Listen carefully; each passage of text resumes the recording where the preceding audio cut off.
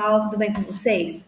Bom, hoje eu estou aqui para a gente fazer uma revisão de tudo que nós aprendemos sobre sociologia no nosso primeiro bimestre. Nós estudamos o módulo 1 e o módulo 2 da apostila.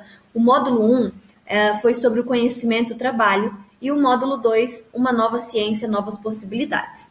A gente vai fazer um resumo aqui sobre a introdução à sociologia, para a gente entender quando ela nasceu, onde ela nasceu e por que e para que ela nasceu. Ok? Então fiquem atentos aí e vamos começar a nossa aula de hoje.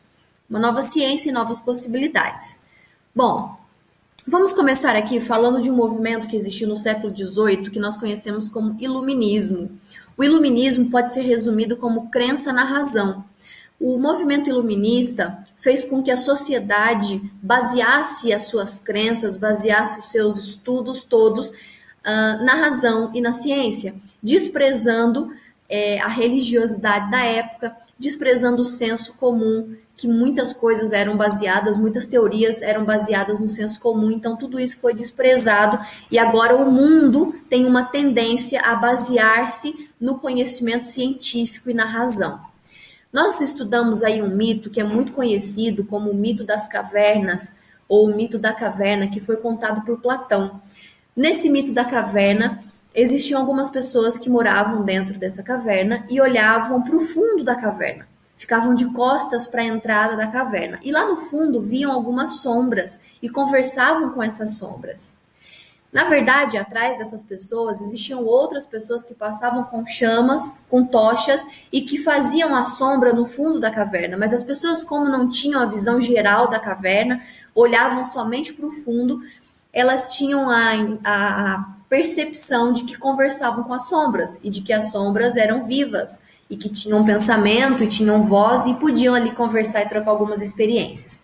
Algumas pessoas começaram a se libertar dessa caverna e a sair e a virar para trás, perceber que existiam outras pessoas que carregavam ali chamas, tochas e começaram a sair da caverna e perceberam que lá fora existia um mundo, existiam muitas outras coisas que elas não tinham conhecimento e percebem que as sombras não eram vivas, não tinham vida própria, mas conversavam com as pessoas que carregavam aquelas chamas. Esse mito mostra que as pessoas foram libertas de alguns pensamentos. Coloco aqui libertas entre aspas, porque a gente deve ter aqui um pensamento bem reflexivo sobre esse mito das cavernas. É verdade que o conhecimento nos liberta da ignorância, nos liberta de muitas situações que o mundo pode nos colocar. Mas eu quero fazer aqui só um lembrete, uma relação com a integração fé e ensino.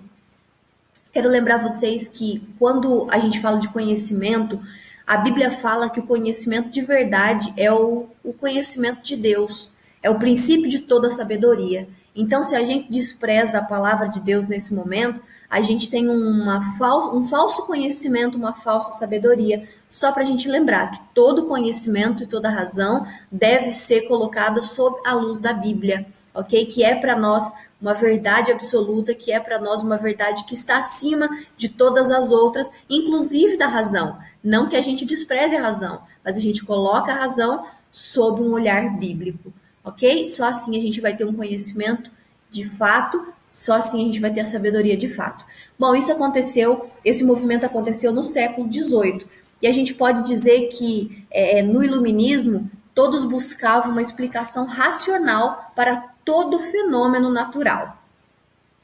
A sociologia ela surge no iluminismo como ferramenta, como uma ferramenta de análise e de crítica, inclusive para o próprio movimento iluminista. A gente vê hoje, a gente pode analisar que a sociologia ela faz uma sociedade com um sistema capitalista, com um sistema econômico capitalista. Como assim uma sociedade? Bom, o capitalismo, que é um sistema econômico, usa a sociologia como ferramenta para fazer, por exemplo, propagandas.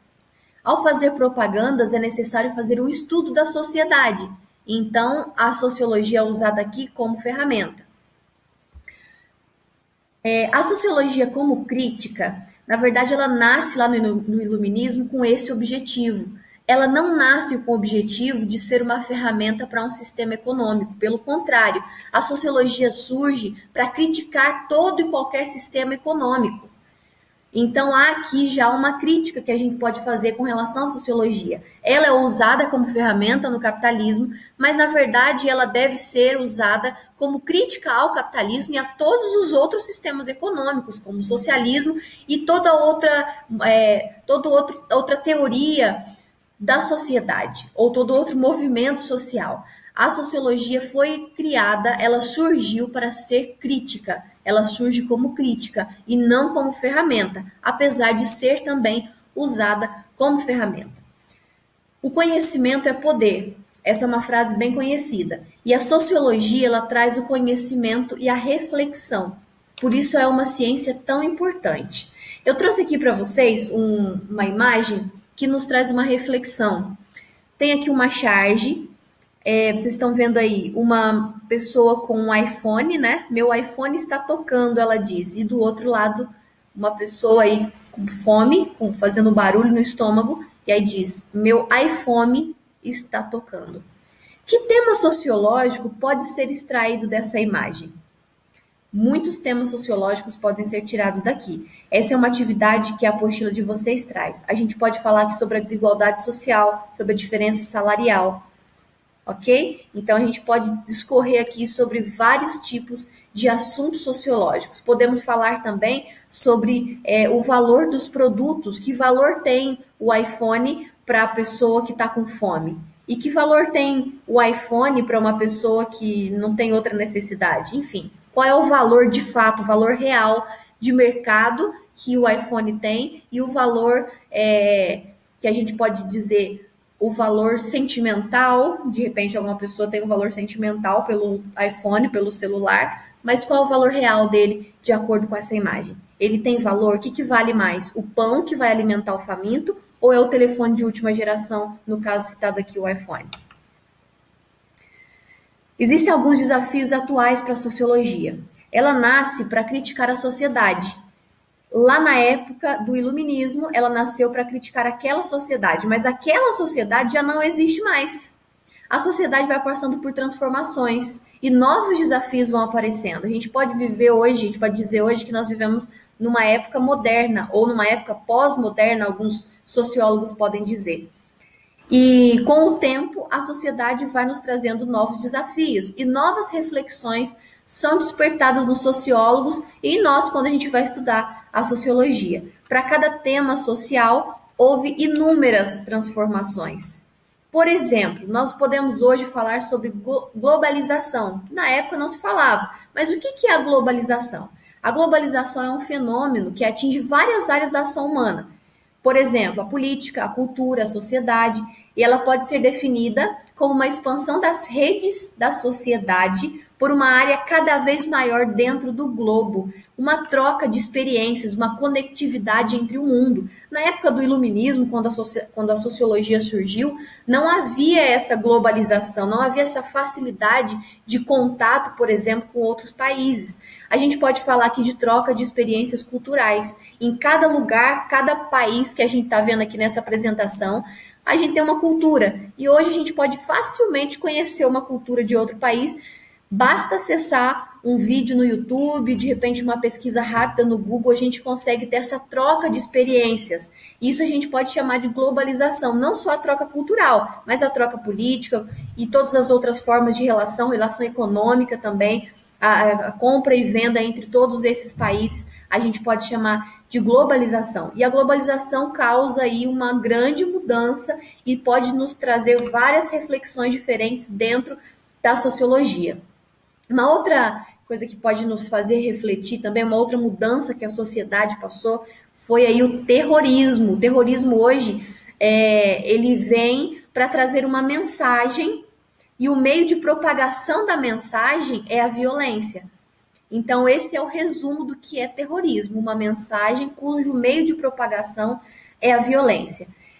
Houve um fato que marcou a história, a nossa história, né? Talvez muitos de vocês não lembrem disso, mas eu lembro desse atentado aqui, o atentado de 11 de setembro. Foi um atentado terrorista que tinha um objetivo de propagar uma mensagem. Havia ali uma crítica ao sistema capitalista. O ataque foi a duas torres, lá nos Estados Unidos, que é um país capitalista, e essas duas torres eram símbolo do capitalismo. E esse ataque teve um objetivo crítico, dentre outros objetivos religiosos, e aqui cabe uma grande discussão, mas eu quero focar nessa crítica ao capitalismo, ao sistema econômico. Então, era uma mensagem a ser dada, mas o meio foi a violência. Vocês estudaram um pouquinho disso aí na apostila de vocês também sobre o terrorismo. Por fim, nós vamos falar sobre a rede.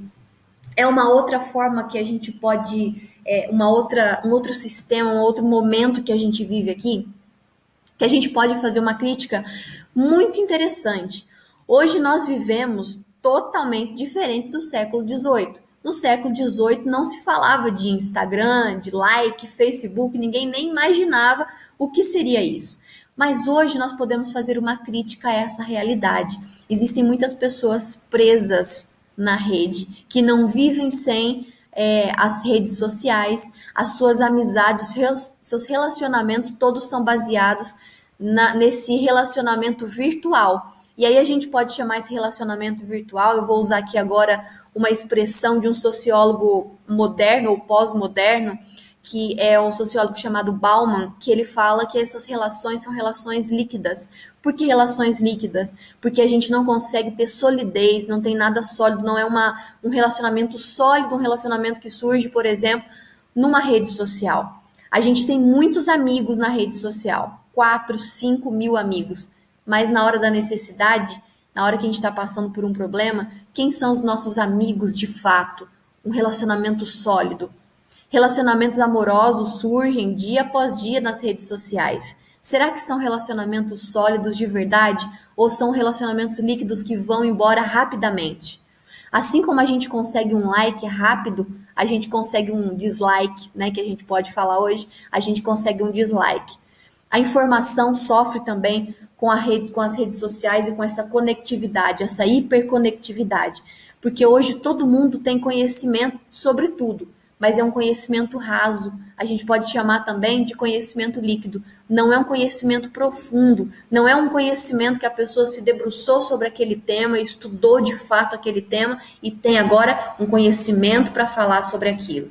Mas são conhecimentos líquidos. E essa é uma crítica que a gente tem a fazer e um aspecto sociológico que a gente pode olhar e fazer vários tipos de críticas diferentes. Eu só comecei aqui com vocês, espero que vocês pensem sobre isso e em breve nós vamos fazer uma discussão aí sobre esses assuntos que eu trouxe para vocês. Deixo aqui uma sugestão de leitura para vocês, que é exatamente sobre esse sociólogo pós-moderno que eu citei para vocês, que é o Bauman. Ele tem uma coleção de livros, um dos livros é Modernidade Líquida, que faz essas relações que eu falei, essas críticas que eu falei a vocês à pós-modernidade. Na verdade, ele não gosta de ser chamado de autor pós-moderno, mas ele é um autor crítico à pós-modernidade, tá bom? Esse é um resumo, então, da nossa aula. Espero que vocês tenham gostado, espero que vocês e tenham refletido um pouco. Espero que essa reflexão cause em nós algumas mudanças e que a gente possa construir relacionamentos sólidos,